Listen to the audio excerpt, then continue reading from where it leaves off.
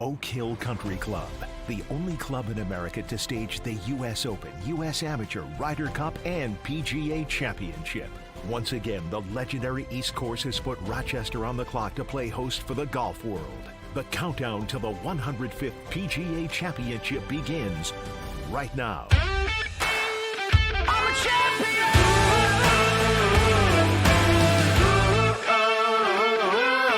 Okay, 5 Australians have won the US PGA. 5. Let's name them, Nick. I'm going to put the heat on you straight away. All right. Well, we'll go from... First one. Oh, the first one? Yeah. Well, it's got to be Jim Ferrier.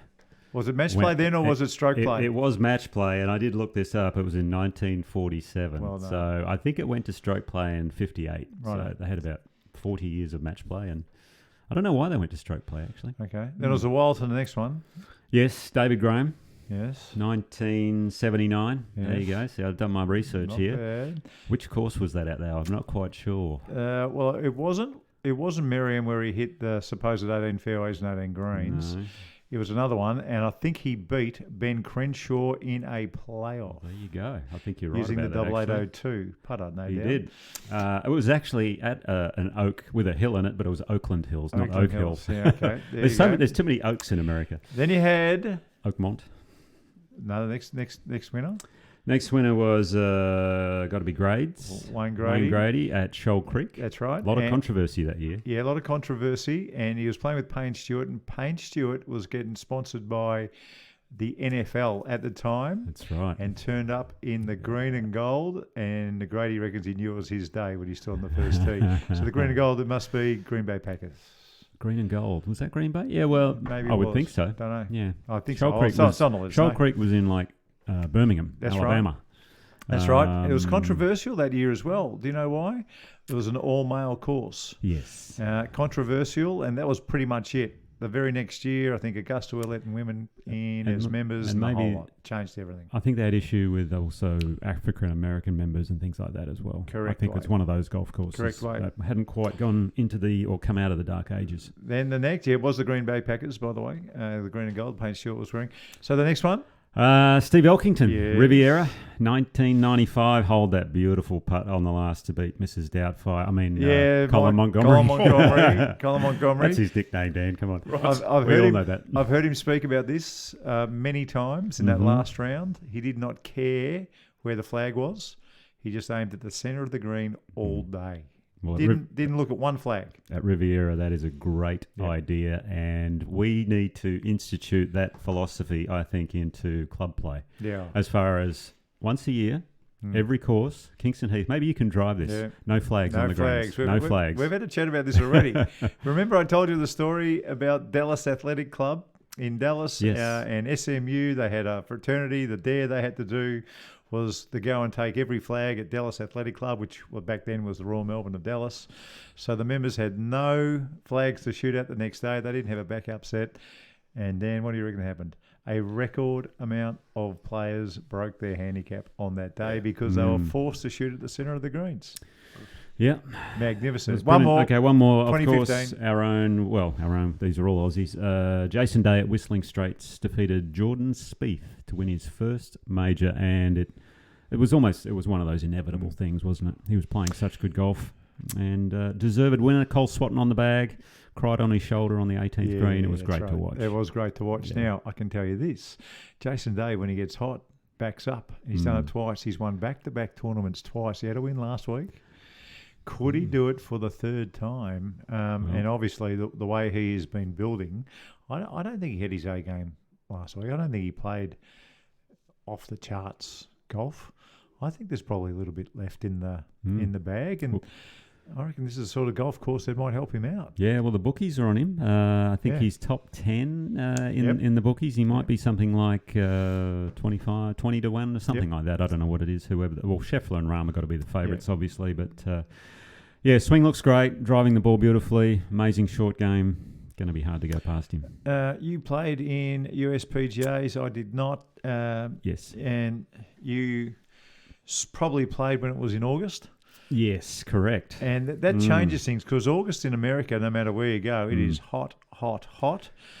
Just looking at the golf this week at Oak Hill, I saw Reynolds Chambly and a couple others with the scarves on, and it's cold there. I think it's been a great move. I just love seeing majors played at classic golf courses in America. Yeah, same here. So you like the change to the? I love it. To the May date. It was an also-ran. But, at the moment, it's the second major of the year. If we can get John Rahm to win this thing, then he becomes, I think there's only been about 10 players. They showed a list not long ago that won the first two majors of the year. I reckon it's changed the US PGA. I still think it's the number 4 of the majors. Yeah. But it's not a poor number 4 anymore. I don't feel that. I think it's just number 4. When it was in August, and the season had been so long, and the Masters, the US Open, and then the Open Championship, and then we had to wait a little bit. It was always played at a golf course that quite often was heat affected. Yes, and it just looked terrible on the telly. The greens were soft, the rough was long. It was just boring. But now you see what they're doing at Oak Hill. I mean, the fairways are running. The greens will be quick once they push the button.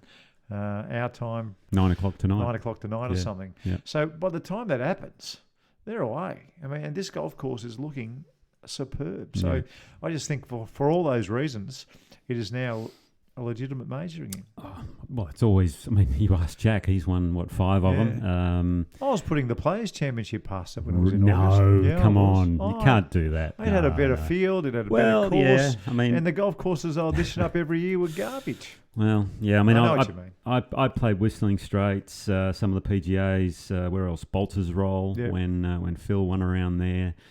I always found the PGA was, I'm not going to say that this is the right way, but kind of like a poor man's US Open. It was very tough. They'd always grow the rough up, and it wasn't as tough as a US Open.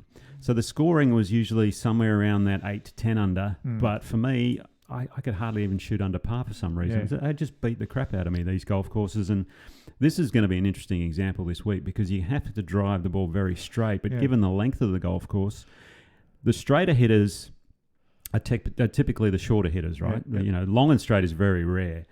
In my day, if I missed a fairway, I missed by a yard or two, something like that. And you're in the juiciest rough possible. You're better off missing by 10, 15, 20 yards where the spectators are and they trample it down. That's where... Phil almost has an advantage in that regard because he can spray it pretty wide. But they've only got 3-inch rough, which is not long, but the texture of it, I'm hearing from the players, is so thick, and the leaf is something like they haven't experienced before. Now, whether that's got to do with the time of the year, being May rather than August, I think it thins out a little bit in summer, so they can get away with that a bit more. The one thing I'd always love to see with the PGA, and I know this has been going on on the social media circles for quite a while, is let's move it around the world. Let's do it. Some people are saying, look, every 3 or 4 years, let's get out of America. I would love to see it on a 5-year rotation around the world. How would that be? You'd go to somewhere here in Australia. Imagine having a PGA at Australia. You'd go to somewhere in Asia, continental Europe, South Africa or somewhere like that, and then one in America. There's 5 years, just rotate them around. And that just would be awesome. take the US off out of the name. There are PGAs all around the world. Absolutely. And just call it the PGA. Yeah. So you got the Masters, the Open, the US Open, and the PGA. Yeah. And I think if you did that, that could become the best major out of all 4. Okay. So I think there's got to be a compromise. I mean, that's you and I sitting back here in Australia with our fingers crossed. Sure.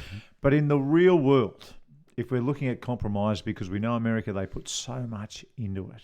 Yeah, they do. But if we were going to compromise, I would do 2 in America, 1 somewhere else. Yep. 2 in America, 1 somewhere else. 2 in America, and just keep on doing that, and just take it right around the world. And I think that would be one of the greatest gifts that they could give golf. Yep. I really do. And I think the girls should do it as well, because they've got a PGA that is a major also. And like I said, I know the Americans have put so much money into it, but what a gift to world golf if they did something like that. Yeah, it'd take a lot for them to give it up, that's for sure. Ran by the PGA of America, but as you say, they have the affiliations all over the world. Okay, so we know there is a monthly order these days. You got it's not a major, but the Players' Championship in March. You got Augusta's in April. You now have the PGA in May. June, you got a US Open. July, the Open Championship. Correct. So this tournament is stuck in May. It can't be moved. So if it comes to Australia, what golf course is capable of handling this is my question. So I think it's almost the sandbelt in Victoria is out. Of course. Out? Really? Out. Why? Because I'm looking at all the golf courses, like it's May right now. I'm looking at every golf course in the sandbelt, and they are wet. They are dormant. I don't think it's worth it. Okay. I think it's got to go, if it comes here. Now, I'm talking it your way, because Lake Carrinup or something. I mean, Lake Carrinup would be magnificent, May, wouldn't it, in Perth? Yeah, this is a good time of year over there. What about the Aussie up in New South Wales? You could go further north that way, yeah. I agree, but if you're going to have a major in Australia, it's got to be on the sandbelt. Well, then the only place that could have it is Royal Melbourne. Yep. It's the only joint. It's big enough, and it's the only joint. It's probably would be a little bit softer because the greens get just crazy hard, and you know what it's like when you go there. I don't think it's right. So I don't think you got many options. Yeah, you're probably right there. I think maybe I was getting ahead of myself. Well, it's got to be in May. It's got to be in May. Yeah, so, early May maybe. South Africa could probably do it. I mean, their climate's a little bit different. And then anywhere in the Northern Hemisphere, if you went to Japan, if you went to where else would you go? If you went to, let's say, Spain, if you went to Italy, you know, where we're seeing the last golf course, I don't think they'd be wrapped for that one. But there are amazing golf courses right around the world. You know, I'd love to see a US PGA in Japan. Yeah, same here. I would love it. Spread it around the world. That's what you call growing the game in a nutshell, basically. But in a way, it's almost the strongest major because you got they always invite the top 100. That's kind of an unwritten rule. I think this year it's 99 out of 100. The only guy missing is Zalatoris because he's got an injury. And then they go a little deeper and so on with all these other exemptions. They actually have 20 club pros playing as well. So it's a bit weaker in that regard. Because if one or two of those guys makes the cut, it's a miracle. So still a very strong field. It's the strongest 120. Yeah. It's the strongest 120 or 130. What is it, 144, 156 156, I believe? So it's the strongest 130 in the game, really. The Players' Championship's up there too. I really think the Players' Championship field is a belter as well. Yes. I know you've seen a lot of interviews this week. The interview that struck me most this week was Tony Finau. Well, I haven't seen that one. Oh, what did he say? He was talking about the golf course. So this character Green has redone it. It's all been redone since 2019. It's had a lot of time to settle. No bad words about it. Everyone's loving it from what I can understand. Yep. But the length of this joint. So Tony Finau, you and I both know, hits the ball a million miles. On par fours, on normal tour events, if the fairways are running, on any par four, he's hitting 990 in tops. He was saying that there's 4 500 yards, so 450 metre par fours, 4 on this golf course that are over the 500 yard mark. And he's hitting 6 irons and 5 irons into them after a good drive and after the ball has run on the Tony. fairways. Now he knows what we all feel like. So poor Tony. What about poor old Nico who played this one? I mean, so to me that there's only 2 par 5s and they're both over 600 yards. I'm going to lean on you now because, you know, we've seen Sean McKeel types win here. We've seen Jack Nicklaus win here as well. So the shortest and the longest, or the outsider and the mighty player can both win at this joint. When you've played at golf courses like this, what sort of a player generally wins?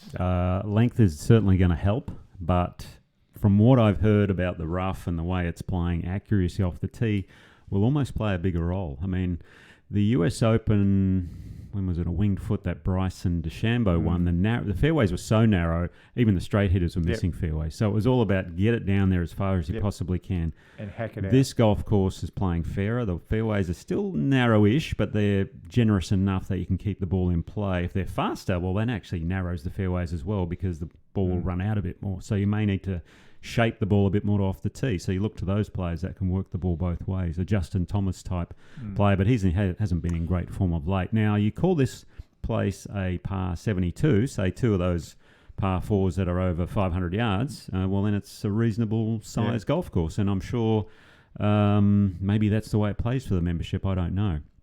Is it a par 70 for the local members? We'll probably have to look into that one. US Opens and US PGAs are quite famous for turning par 72s in par 70s. And that's the US Open layout or the US Open version. They're almost playing off the same tee, almost, for the big days. You know, the par 5s that are par fives for the members. Those same tees, and the pros played as a par four. Par four. Yeah, just interesting in that the Australian Open at Kingston Heath. They were talking about making the 7th, which is the opening hole at Kingston Heath. They were talking about making that a par four. There was early talk about making that a par four. Hang on, which 7th are we talking about here? The 7th at Kingston Heath. So a lot of places are doing it. Because they redid it for the tournament, didn't they? Yeah, that's right. So the 7th was just going to be the same tees, but they decided not to because the bunkers are in the way. Then Victoria Golf Club was a par 70 or 71 this year because they turned... No, 17 was a par 4 and 8 was a par 4. So they do it here as well. They do it in Australia as well. Yeah, they do. So it's common right around the world that they do that. Yeah, but again, then you can get into the whole lengthening golf courses to make it playable for these players, or do we roll back the ball, as they're saying, and maybe even change the size of driver heads and things like that? That's the debate going on. I'm all for bifurcating the rules, for sure, where they do roll the ball back a little bit. For the longer hitters, it'll probably mean they're going to lose 15 yards, maybe, something like that. So rather than hit at 330, they're going to be 310, 315. Will that make a big difference? Not really, to be honest. And for the shorter hitters, they'll actually lose less distance because they don't generate the speed. So I'm with you there. Yeah. I'm with you there. I hope they don't bifurcate the ball. I'd like to see everyone using the same ball. But the spin more. Just make it spin more. Yep. You and I wouldn't even notice. DJ will. Dustin Johnson will notice. It'll be a long way short. But I'd like to beautify the woods. And I'm with you. Yep. Even Smaller if it's just head. the driver. Yep. Smaller head, smaller tee. I'm on Nick Faldo's case as well. I reckon Nick Faldo was right. The 2-inch tee. I reckon the tee is a huge advantage with the big head when you put it in the hands of somebody who's practicing every day and going to the gym. I think it's just a huge that launch advantage. factor with no spin. If you get it high, it just keeps on sailing, and that's where they're getting all their distance from. The other thing I love what they've done, this green character at I'll get his name. I should actually Andrew have Green. his name. Thank you. What he's done is they've got short grass and long grass around the greens. And I think that's a nice balance. I really do. Some of the low spots on the runoffs, they've got the low grass and, the ball will run probably down, then back up a little bit. You might have that down slope to try and pitch one up and onto the tabletop of a green and trying to get it to stop. So I love that. I also don't mind the hack out as long as we're not hacking out all the time. Well, so I think it's a nice balance. Yeah, and the other thing that he's, I guess, incorporated back into the game this week is the bunkers. True hazards again. They're very deep. If you go in a fairway bunker, sorry, you're probably not going to get to the green. Yep. The ones around the green are very deep. They're going to be very challenged in that regard. So and not like here in Australia, if you go in and it runs hard, quite often it'll run down a beautiful shelf and run back to the middle. Here it's a bit more like the pot bunkers, to where if it goes into a fairway bunker hard, it's just going to roll right up against the neck. Yep. Good night. You just got to go out sideways again. Yeah. All right. Well, it's time to have a bit of a look and let's make some picks because that's what everybody wants to do now. So, as far as I'm concerned, you've got Scheffler and John Rahm at the top. They're both at around $10, $9, something like that. McIlroy goes out 5 points to $15. He's an honorary member at this course as well, by the way. Why is that? His wife is from Rochester. Yeah. Yeah, so he knows the whole area, and apparently he's an honorary member there. So because his wife is from Rochester, he becomes an honorary member? That is just fabulous. I'm not sure. It'd be great if the wife had something to do with it. I'm assuming. So, yeah. But he obviously plays there a bit, I would imagine. All right. I think the best value is a bloke called Xander Schauffele. Schauffele. Thank you. Every week. Every time. I reckon Xander, if you can get him at $20 and you can, and there are mobs out there where you can get him, I think he's the best value. I think what I saw at Quail Hollow a couple of weeks ago, it's the best he's swung the golf club. He's hitting fades at ease with the driver, and when he needs to, he's turning it over the other way. I think he's due. I think he feels it. Yep. I really, if I was laying a book, he'd be my second favourite behind Scheffler and Johnny Rahm. So he's my pick for the week. Yeah. Well, I think the weather's going to play a little bit into it. You mentioned earlier, it's in May now. It's going to be cold on Thursday. I think when the players wake up, it'll be 45, 50 degrees Fahrenheit, which is what... 5 to 10 degrees Celsius. It's not very high, that's for sure. I think it's low 60s. And then Thursday, it's going to be warmer, up to about 80 degrees Fahrenheit. And then Saturday, possibly a bit of rain, and then should be a nice Sunday. So I think a player for me who stands out, and I'm going to go on a little bit of history here, and I saw this the other day, is the last time they had majors at these particular two courses 1 year after the other. Back then, it was US Opens, and it was at the Country Club at Brookline and then Oak Hill. Yes. So who was the back-to-back winner when they had it there? Oh. Well, and it was US Opens back then, so have a think about that. Was it Faldo? No. Was it Curtis Strange? Curtis Strange. Yeah, there you go. Yeah. So the man who won at Brookline last year, Matt Fitzpatrick. He, for me, is a standout here because he's a great driver of the ball, doesn't mind the cold weather. You're going to have all parts of your game firing. He's got that gritty determination, and maybe there's a little bit of mystic in the air with that back-to-back majors at these two courses. The last time it happened, it was Curtis Strange, so maybe Matt Fitzpatrick can do it as well. He'd be a good bet. I'm not sure what his odds are, though. Matt Fitzpatrick, I'll find him. Have a look. I'll quickly find them. There he is. He's around $30. Ooh, so I like that. If you can get him at 35, you've done really, really well. Dustin Johnson, we saw him win last week in Live. He comes in here at $23. A lot of people will look at that and go, wow, that's value. What are your thoughts? Yeah, driving the ball well. He is a scary man when he says he's playing well, which he did after he won the Live tournament, because he hasn't been playing that well this year. But obviously his game's in fine form. And look, the course in Tulsa, Oklahoma, is that any representation of what they're going to find this week? No. It was the one in Dallas, the Byron Nelson? No. So it's hard to say. But if you look at, who was it, Brooks Koepka, he won the week before on the Live Tour in Orlando and then almost won the Masters. But that's a different type of golf course. This will be the first test, I think, for these Live players where they're going to be playing on an incredibly difficult golf course with a lot of rough. So it'll be fascinating to see how many of those 16 players that are playing from Live actually make the cut there. I'm going to give a sneaky, and I want you to find a sneaky as well. My sneaky's Victor Hovland.